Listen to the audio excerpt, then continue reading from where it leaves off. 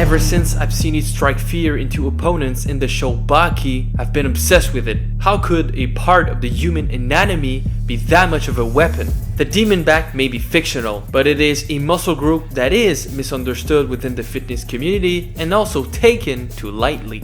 Let me tell you that you've been misled. Look, in real life, we can definitely achieve a chiseled gorilla back, and since I am well on my way there, I'll share with you the 3 causes alongside tips to achieve such a massive 3-dimensional look. Warm up your barbells and pull-up bars. Let's tackle your future demon back. Now you two-stepping with a demon. I'm a beast. I can say that. Catch a check. Let us pay back. I'm a beast. I believe it. Now you two-stepping with a demon. The first reason why you don't have your demon back yet is because you don't know which muscle to target. You've probably heard and seen gym bros training in the gym and only doing lat pull downs and call it a back day. Well, I have a bad news for them. That's not even close to a back day whatsoever. Your entire back has so many muscles that needs to be known and targeted in order to achieve demon back. And there are 4 big categories to cover. This is really important for you to understand because without this knowledge, there's no such thing as a back day. The first part of our back is the spinal erectors, also known as the Christmas tree. This part of the back is located at the bottom and goes all the way to the top. It serves to extend the vertebral column and also helps with lateral flexion. Next, we have the latissimus dorsi, also known as lats, or as I like to call them, deltaplane wings. This part of our back is known as the climbing muscle. We then have the lower, middle, and upper trapezius, also known as traps, or as I like to call them, the Mount Olympus.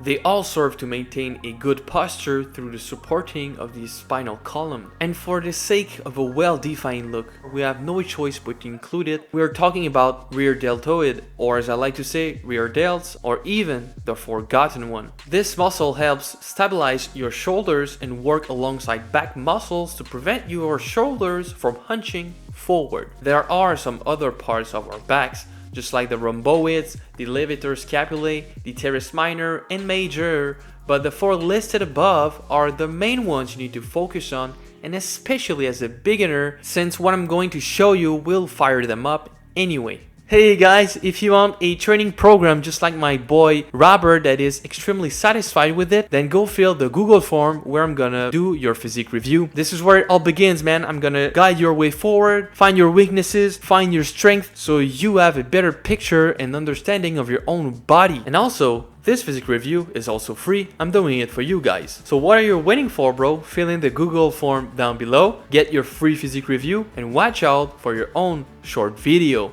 The second reason why you don't have your demon back yet is because you still operate as if the deadlift is king while not knowing that the pull-ups are the emperor.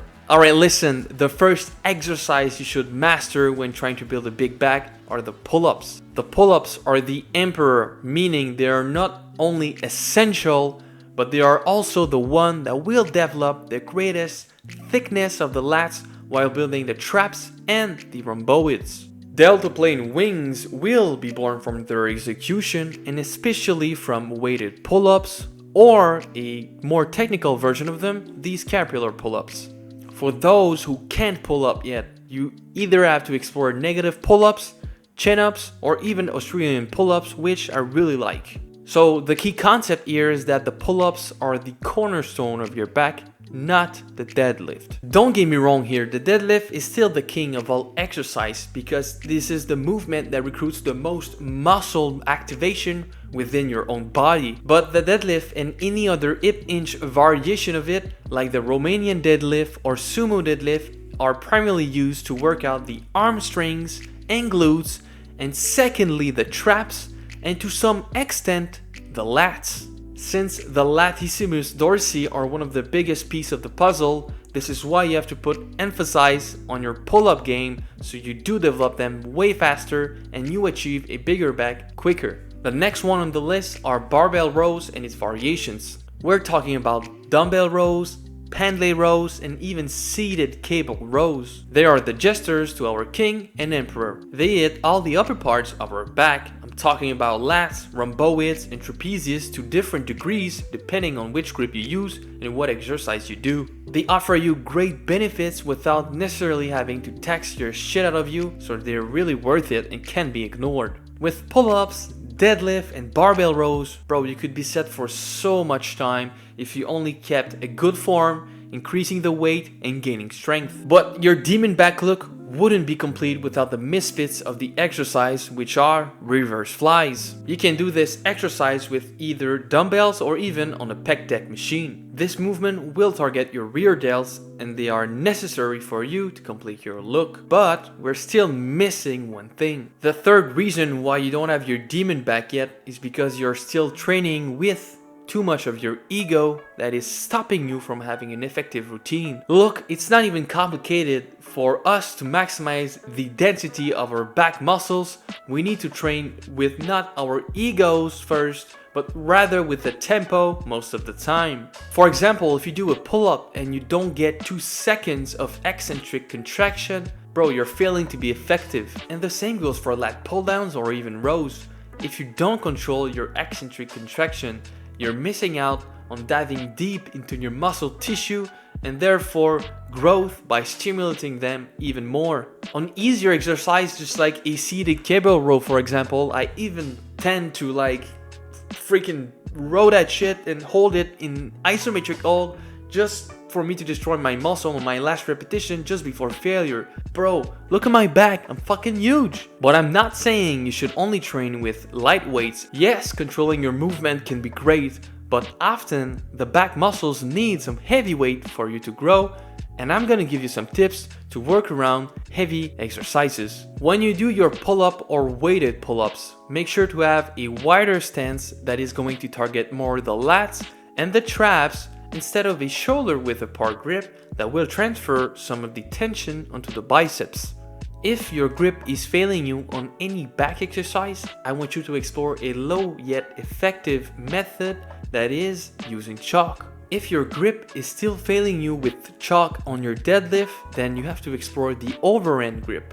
If that's still not enough, well, put some chalk, put some overhand grip on that. Then keep in mind that the deadlift is really taxing on your nervous system and overall your endurance in the gym. So I do preach the deadlift, but what I would say is almost only 1 time per week or on your lower body days. Include Romanian deadlift, single Romanian deadlift with barbells or with dumbbells.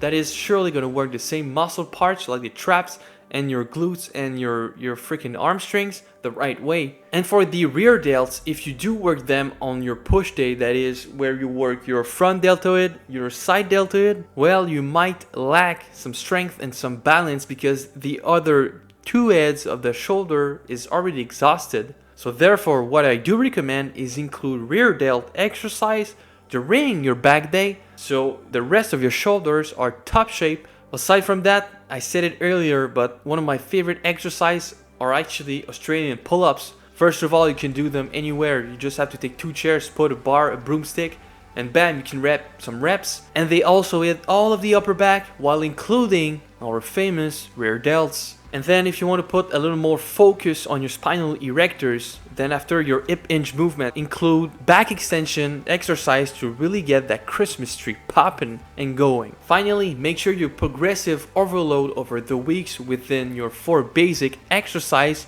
and their variation by either increasing the weight or the volume so you really emphasize the demon back appearance. This was Nick Clapp. Here we never peak because the best is yet to come. Peace out!